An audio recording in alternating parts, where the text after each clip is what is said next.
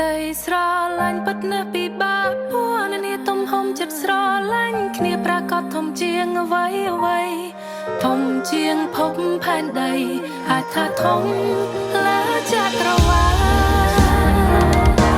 ទ្រង់ខាងឆ្វេងយើងយកធ្វើសាស្អីទោះបីជាមានរឿងអ្វីមិនចប់ចិញ្ចាចោលស្នេហាពួកយើងធ្លាប់បានសន្យាទោះបីយ៉ាងណាស្រឡាញ់គ្នារៀងរហូត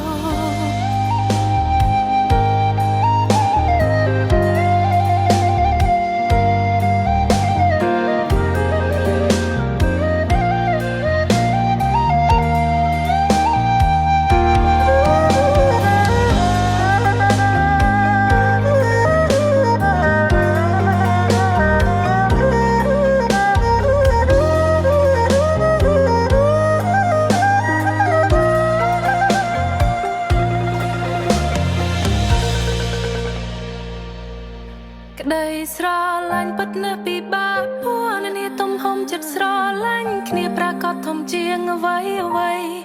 ធំជាងភពផែនដីអាចថាធំលើចក្រវាឡ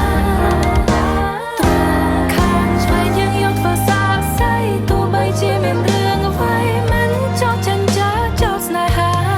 ពួកយើងធ្លាប់បានសន្យាទោះបីយ៉ាងណាស្រឡាញ់គ្នារៀងរហូត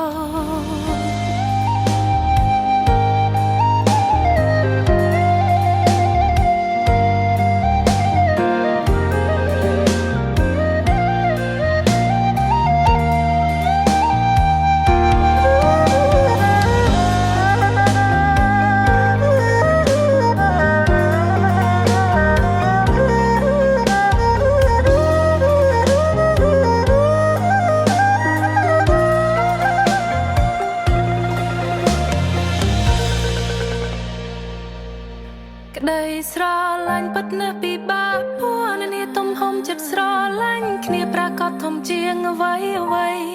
ធំជាងភពផែនដីអាចថាធំលើចក្រវាឡទ្រង់ខាងឆ្វេងយើងយកធ្វើសាស្អីទោះបីជាមានរឿងអ្វីមិនចប់ចិញ្ចាចោលស្នេហាពួកយើងធ្លាប់បានសន្យាទោះបីយ៉ាងណាស្រឡាញ់គ្នារៀងរហូត